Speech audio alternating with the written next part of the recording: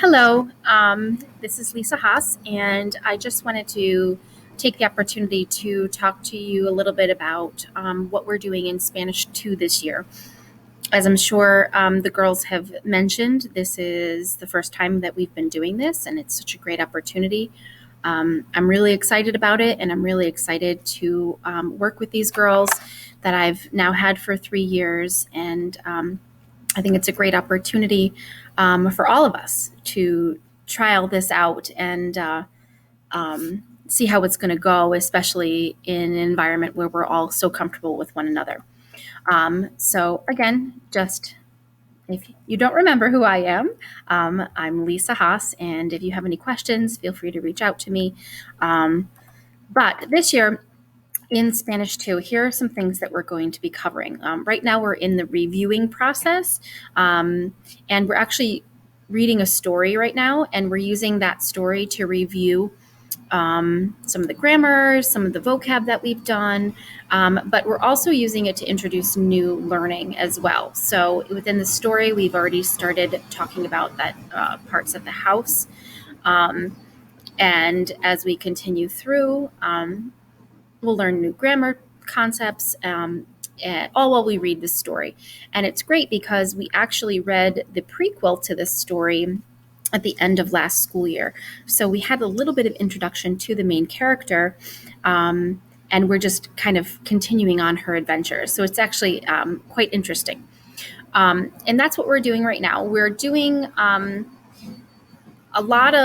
we're starting it in class, and we're starting to read together and help understand some of the vocab that we come across that the girls may not know.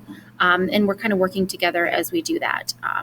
And we're going to learn into more talking about my daily life, including the house and more about the house and different chores that would be involved with the house.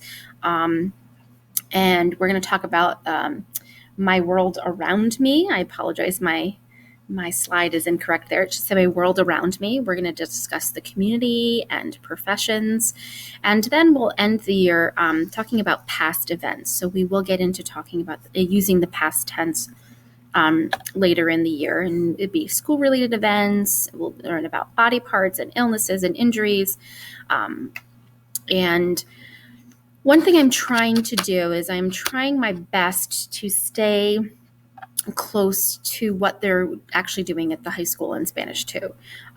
So I'm working with those teachers, and while I'm trying to navigate the new content, I'm trying to navigate working with other teachers that I don't have an opportunity to meet with.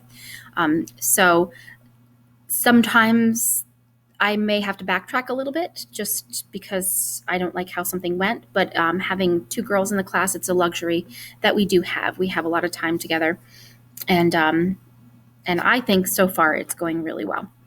As far as placement goes next year, obviously, if all continues to go well, there will be no need for them to repeat Spanish 2.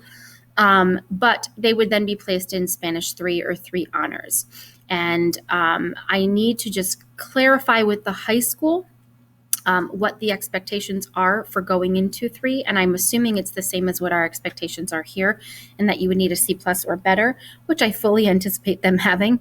And most likely, knowing their work ethic and their quality of work, that we're most likely looking at the Spanish 3 honors for both of them. So that's obviously a conversation that we'll have later in the year as it comes closer to those placements. And I will definitely sit down with them and talk about what they feel most comfortable with as they head into high school. Homework, as has been the past 2 years, homework is essential in world language learning, and it provides the opportunity to practice and maintain these new skills. It is pretty much assigned nightly. And one thing that I've mentioned to the girls is that they may end up with a little bit more as far as homework is concerned, just because that is the expectation at the high school. We are going to be covering in a full year what they in the past have covered over 3 years. So like Spanish 1 is spread out over middle school. But Spanish 2 is done it all in 1 year. And that's what we are planning on doing this year. So the homework quantity may be a little bit more than what they have been used to in the past. I don't think that's the case right now, but I can't promise that in the future there might not be more homework assigned to them on a nightly basis. One of the things that one of the expectations that I do have, though, is that there's a little bit more independent work as far as the vocabulary goes and practicing that vocabulary. There will be a little bit more independent work that needs to happen, because that is definitely an expectation at the high school level, especially in an honors level class. Everything is posted in Google Classroom. There have been a couple times I think I messed up and I didn't post their assignment, but trying to get into the rhythm of getting all this timed out perfectly. So we worked through that. Some helpful websites or apps that are available within Google Classroom in their resource toolkit are Quizlet, of course, and Gimkit. Great resources. I provide a link to any Quizlet that I have for new vocabulary. So those are there, but the girls can also make their own. And we really try not to use a translator. If a word or two are needed, I prefer using those two websites as a resource. And those are also posted in Google Classroom in the resource toolkit. I think that's all I have for now. But I wanted to, like I said before, I wanted to just give you a little bit information that you wouldn't get in the regular open house presentation, because it is specific to just your girls. So if you have any questions or concerns, please do not hesitate to reach out to me.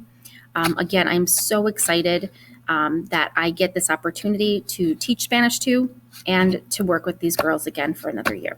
So I hope you have a great the rest of your day, and I look forward to the rest of this year.